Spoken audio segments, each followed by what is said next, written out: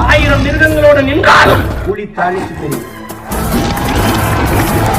தனித்து நின்றாலும் 1000 மிருகங்களோடு நிற்கிற திமிரோடு அதான் புலி. அதான் புலி. பேரன்பிற்கினிய தமிழ் சொந்தங்களுக்கு புரட்சிகர வணக்கம். இன்றைக்கு காணொலியில நம்ம என்ன பார்க்க போறோம் அப்படின்னு சொன்னா, அடுத்த என்னெல்லாம் பண்ணலாம்னு இருக்கீங்க? நான் சிஎம் ஆகணும்.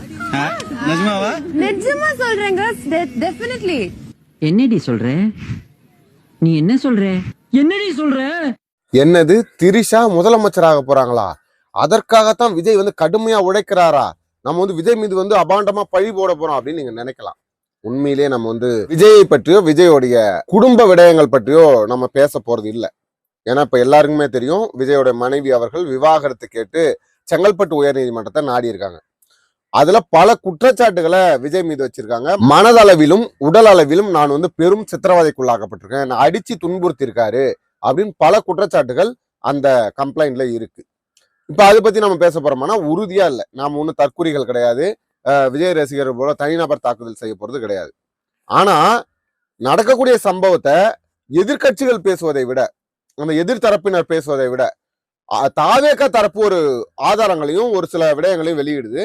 அது குறித்து தான் நம்ம இந்த காணொலியில பார்க்க போறோம். முதல்ல 1000 தங்கச்சி இருக்கிறோம், 1000 அக்கா இருக்கிறோம், பொண்டாட்டியா கூட இருந்துட்டு போறோமே, எங்க தளபதிக்கு நாங்க நிப்போம், யாரு வேணா போட்டுட்டு போட்டு தலப்பா. சங்கீதா போனாங்க, நாங்க 1000 பேர் இருக்குங்க, விஜய்க்கு பொண்டாட்டியாவே கூட இருப்பாங்க அப்படின்னு இந்த தற்குறிகள் பேசுறது ஒரு பக்கம்னாலும், இன்னொரு பக்கம் 35 வருஷம் ஆயிட்டு இருக்கும். ஓகேவா? அப்பெல்லாம் வந்து பொண்டாட்டிக்கு எதுவும் தெரியல. கரெக்டா இப்படி எலெக்ஷன் டைம்ல தெரியுதுன்னா எனக்கு சத்தியமா தெரியல. இவ்வளோ நாளா வந்து சங்கீதா மேம்க்கு இதை பத்தி எதுவும் தெரியலையா? இப்பதான் கரெக்டா வந்து அவங்களுக்கு டிவோர்ஸ் ஃபைல் பண்ணணும்னு தோணுச்சா? விஜய் பாவங்க, இது எல்லாத்துக்குமே காரணம் திமுக தாங்க. ஒட்டு மொத்தமா இது அனைத்திற்குமே காரணம் திமுக தான். திமுக தான் இது அனைத்தையும் செய்யுது அப்படின்னு இன்னொரு தரப்பும், இதை செய்ய சொல்லி ஒரு தரப்பும் இங்க வேலை செஞ்சிட்டு இருக்கு. ஓகே, நீங்க நியூஸ் பாத்தீங்களா? பார்த்தேன் ப்ரோ. இது அண்ணாவுக்கு இந்த டிவோர்ஸ் மேட்டர் தானே? அது கொஞ்சம் வந்து நம்மளுக்கு வந்து நம்ம கையை மீறி போற மாதிரி இருக்கு. லுக் டிஸ்கம்ஃபர்ட் சிச்சுவேஷன்ல இருக்க மாதிரி இருக்கு. இப்ப சீஃப் என்ன சொன்னாருன்னா, we have a tool kit. நம்மளுக்கு எப்பயுமே என்னென்ன பேசணும் ஒரு டூல் கிட் இருக்குல்ல, அதுல என்னென்ன இருக்குன்னா, கரூர் இஷ்யூ வச்சு அண்ணாவை முடக்க பார்த்தீங்க, தென் ஜனநாயகனை முடக்கிட்டீங்க, தென் பிஜேபியும் திமுக கூட்டு சேர்ந்து அண்ணனை வந்து 2 நாள் சிபிஐ ஆஃபீஸ்ல வச்சு விசாரணைன்னு அலக்கழிச்சிங்க கூட்டணிக்காக. இப்போ வந்து இந்த எஸ்ஓபிலாம் போட்டு அண்ணனை வந்து மக்களை பார்க்க விடாத பண்றீங்க. இதெல்லாம் மக்கள் பார்த்துட்டு தான் இருக்காங்க. They are seeing all this things, they are counting your days அப்படின்னு போட்டு டிஎம்கேக்கு எகெயின்ஸ்டா ஒரு ஹேஷ்டாக் ட்ரெண்ட் பண்ண போறோம். வி சப்போர்ட் விஜய் அண்ணான்னு. கரூர் சம்பவம் எப்படி மழுங்கடிக்கப்பட்டதோ அது போல நம்ம இதெல்லாம் இறங்கி வேலை செய்யணும். கரூர் சம்பவத்துல 41 பேர் துள்ள துடிக்க கொல்லப்படுறாங்க. நெருக்கல்ல சிக்கி மிதிச்சு குழந்தைகள் உட்பட 41 பேர் மரணம் வைக்கிறாங்க. 41 மரணங்களை விஜய்க்கு ஆதரவாக திருப்பியது இந்த டீம் தான். இந்த டீம் என்ன பண்ணுதுன்னா, விஜய் பாவம், விஜய் பழி வாங்குறாங்க, இது முழுக்க முழுக்க திமுகவின் சதி, திமுக மேல எந்த பழி வேணா போடலாம், அது மக்கள் இருந்து ஏற்கும்படியா தான் இருக்கும், ஏன்னா திமுக அதற்கு ஒர்த்தான கட்சி, இது முழுக்க முழுக்க திமுக செய்யக்கூடிய சதி, திமுக விஜயை பழி வாங்குகிறது. அந்த இடத்துல வந்து நெரிசலை உண்டு செய்தது திமுக தான். கழுத்துல கத்தி வச்சு அறுத்தாங்க, வயிற்றுல கத்தி வச்சு குத்துனாங்க, மயக்க மருந்து போட்டாங்க, அப்படி இந்த திரைப்படங்கள்ல வர மாதிரி பல கதைகளை சொன்னாங்க. இதுக்கு எல்லாத்துக்கும் முத்தாய்ப்பா விஜயே வீடியோ போட்டு சொன்னாரு, முதல்வர் அவர்களே, பழி வாங்கணும்னா என்ன பழி வாங்குங்க, ஒண்ணு வீட்டுல இருப்பேன், இல்லைன்னா தோட்டத்துல இருப்பேன், இல்லைன்னா பாத்ரூம்ல பதுங்கிட்டு இருப்பேன், வேற எங்கேயும் ஓடிலாம் ஒளிஞ்சிட மாட்டேன், இங்கதான் இருப்பேன், பழி வாங்கினா என்ன பழி வாங்குங்க, என்ன நம்பி இருக்கிற மக்களை பழி வாங்காதீங்க அப்படின்னு சொல்லி திமுக பக்கமும் முதல்வர் பக்கமும் அந்த கோல் அப்படியே திருப்பி விட்டாங்க. மக்களும் இதை வந்து நம்பினாங்க, ஒருவேளை சதியா இருக்குமோ, அது எப்படி எந்த மாநாட்டிலும் நடக்காத, திமுக மாநாட்டில் நடக்காத, அதிமுக மாநாட்டில் நடக்காத, தாவேகா மாநாட்டில் மட்டும் இப்படி மரணங்கள் நிகழும், இது முழுக்க முழுக்க சதிதான் அப்படின்னு அப்பாவி பொதுமக்கள் நம்பினாங்க. ஏன் அப்படின்னு சொன்னா, இங்க இருக்கிறதுலாம் தற்கூரி கூட்டம், விஜய் பார்க்கணும் முண்டி அடிச்சுக்கிட்டு அந்த வண்டி சக்கரத்துல போய் விழுந்து சாகக்கூடிய கூட்டம்னு அவங்க தெரியல, இது சாதாரண அரசியல் கூட்டம் நினைச்சாங்க. அதே போல இப்பொழுது சங்கீதா பக்கம் அவங்க மேல அபாண்டமா பழிய போட சொல்லி ஒரு குழு இறங்கியிருக்கு. இவ்வளவு நாள் இல்லைங்க, இவ்வளவு நாள் இல்லாம இப்போ எப்படி சங்கீதா போயிட்டு விஜய் மீது புகார் சொல்லுவாங்க? 30 ஆண்டு காலம் அவங்க கூட வாழ்ந்திருக்காங்க, இவ்வளவு காலம் இல்லாம இப்ப பழி போடுறாங்கன்னா அதற்கு காரணம் திமுக தான். எப்படி விஜயை விவாகரத்து பண்றதுக்கு காரணம் திமுக தான் அப்படின்னு சொல்றாங்க. சங்கீதா வைக்கக்கூடிய குற்றச்சாட்டுகள் என்ன தெரியுங்களா? நாங்க வந்து கிட்டத்தட்ட 21 இருந்து சேர்ந்து வாழல. 2021 இருந்து 5 ஆண்டுகள் பெரும் மன உளைச்சல்ல இருக்கேன். ஒரே வீட்டுல நான் வாழறேன். அதே வீட்டுல அந்த நடிகையை வைத்துக் கொண்டு தனியாக குடுத்தனம் நடத்தியவர் விஜய். எனக்கு மனதளவிலும் உடலளவிலும் பல சிக்கல்களை ஏற்படுத்தினார், பல துன்புறுத்தல்களை செய்தாரு. விஜய் வந்து ஒரு சேடிஸ்ட்.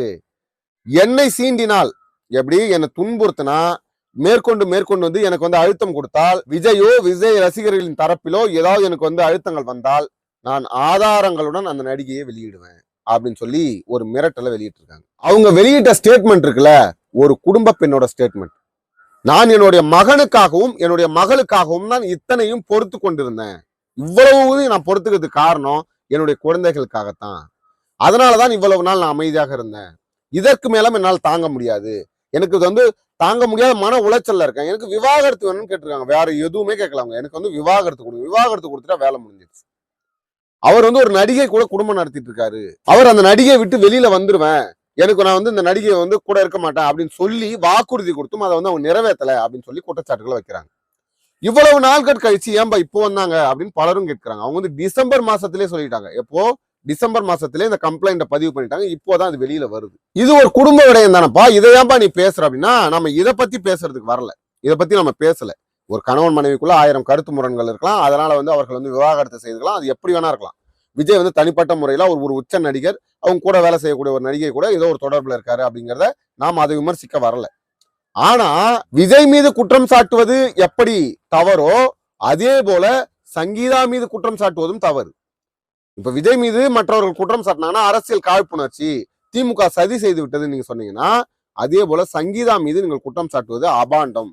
அதை பார்த்து கொண்டு நம்ம சும்மா இருக்க முடியாது. அதுக்கு ஒரு டீம் வச்சு வேலை செய்யறானுங்க. நீங்க எல்லாரும் வீடியோ போடுங்க. விஜய் பாவம், ஸ்டாண்ட் வித் விஜய். எப்படி?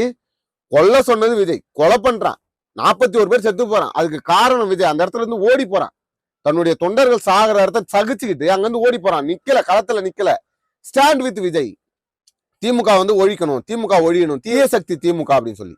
இப்போ என்ன சொல்றானுங்க? கடைசி ஆயுதத்தை கையில எடுத்துட்டாங்க. ஏம்பா யாரோ பொண்ணை செட் பண்ணி அதை எடுத்துட்டு வந்து நிறுத்தி இந்த பொண்ணு வந்து அபாண்டமா விஜய் மீது பழி போடுதா?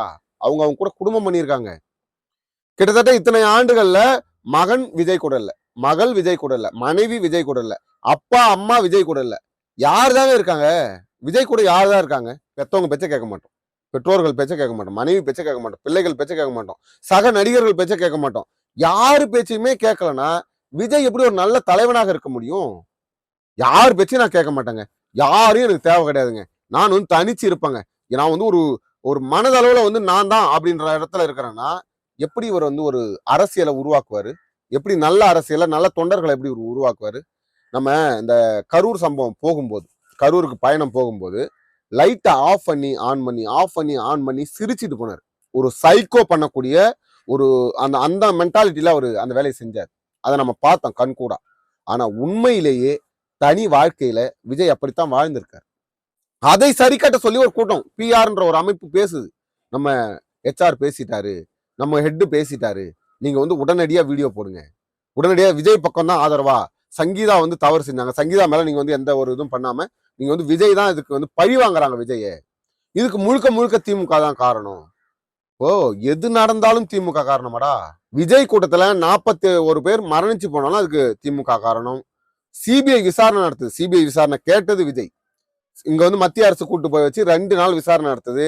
சிபிஐ ஆபீஸ்ல உட்கார வச்சு விசாரிச்சாலும் அதுக்கு வந்து திமுக காரணம். இப்போ வந்து அதே போல தன்னுடைய சொந்த மனைவி விவாகரத்து பண்ணா கூட அதுக்கு விஜய் காரணம்னா, இவனுங்க உண்மையிலே மனிதர்களா? கொஞ்சமாவது சிந்திக்க தெரியுமா தெரியாதான்றதான் நம்மளுடைய கேள்வி. இதுல அரசியல் காழ்ப்புணர்ச்சி ஏதாவது இருக்குதா அப்படின்னு நீங்க பாருங்க. இதுல வந்து அதாவது சொந்த கணவனை விட, தன்னுடைய கணவனை விட, தன்னுடைய குடும்பத்தை விட திமுக சொல்றதுதான் கேட்கணும் அப்படின்னு சொல்லி சங்கீதா அவர்களுக்கு ஏதாவது தேவை இருக்கிறதா? எப்பவோ எடுத்த போட்டோவை எடுத்து போட்டு, எப்போ திமுக கூட கனிமொழி அவர்கள் கூட நெருக்கமாக நிற்பது போல ஒரு போட்டோவை போட்டு முழுக்க முழுக்க சங்கீதாவின் பின்னணியில வந்து திமுக செயல்படுகிறது, இது திமுகவின் சதின்னு சொல்றான். 21க்கு முன்பாக விஜய் ஒட்டுமொத்தமா விஜய் வந்து திமுக கூட தான் இருந்தாரு. ஸ்டாலினை பார்த்து வணக்கம் சொல்றது, உதயநிதி இன்பநிதி பெயர்களை போட்டு அப்படியே மெய் சிலிர்த்து போகன்றது, கருணாநிதிக்கு செலவு வைக்கணும்ன்றது, திமுகவுக்கு வாக்கு சேகரிப்பதற்காக சைக்கிள்ல வந்தது. அப்ப விஜய் யாரு? 21 வரைக்கும் விஜய் திமுக அறிவாலயத்தில் தான் குடும்பமே பண்ணாரு, அறிவாலயத்தில் தான் இருந்தாரு. அப்போ விஜய் செய்தால் சரி, எப்போ எடுத்த போட்டோவை போட்டு சங்கீதா மீது குற்றம் சாட்டுவதை எப்படி ஏற்க முடியும்? விஜய் ரசிகர்கள் விஜய் மீது அவதூறு பரப்பக்கூடாது, இது வந்து ஒரு குடும்ப பின்னணி, இது வந்து குடும்ப விஷயம், இதுல யாரும் தலையிடக்கூடாது என்பது எந்த அளவுக்கு உண்மையோ அதே போல ஒரு குடும்ப பெண் சங்கீதா அவர்கள் மீது குற்றம் சாட்டுவதை நிறுத்திக்கணும். இப்ப நமக்கு உண்மையிலே ஐயம் வருது. நமக்கு உண்மையிலேயே திரிஷா முதல்ல சொன்னாங்க பத்தியா, ஜெயலலிதா அவர்கள் போல இவர்களுக்கும் முதல்வர் ஆகணும்னு ஆசை இருக்கு. ஆனால் அதற்கு உழைக்காமல் ஒரு வழியை விஜய்க்கு அழுத்தம் கொடுத்து விஜய் மூலமாக ஒரு கட்சியை உருவாக்கி அதுல முதலமைச்சர் ஆகலான்ற எண்ணம் இருக்குமோ என்ற சந்தேகம் கூட நமக்கு வருது. உண்மைதான். இப்போதான் விஜயோடைய அந்த குணாதிசயங்களை, விஜய் எப்படி நடந்துக்கிறாருங்கிறத, சொந்த குடும்பத்தை விட்டுவிட்டு தன் மகன் மகள் அனைவரையும் விட்டுட்டு ஒரு நடிகை தான் முக்கியம்னு போகக்கூடியவர் இதை செய்வாரோ அப்படிங்கிற அச்சம் நமக்குள்ள எழுது. ஆனாலும் நமக்கு ஒரு குடும்ப விடயத்துக்குள்ள நம்ம தலையிட விரும்பல. ஆனால் சங்கீதா அவர்களை இந்த தற்குறி நாய்கள் சீண்டினால், தற்குறி நாய்கள் விமர்சித்தால், அவர் மீது அவதூறு பரப்பினால் விஜய் நார் நாராக எந்த நடிகை எத்தனாம் தேதி எங்க இருந்தாரு, என்னென்ன பண்ணியிருக்காரு அப்படின்னு சொல்லி அவங்க வெளியிடுவோம்னு சொல்றாங்க. அதை நார் நாராக கிழிச்சு தொங்க விடப்படும். விஜய் இந்த அரசியல் களத்திலிருந்து அப்புறப்படுத்தப்படுவார்.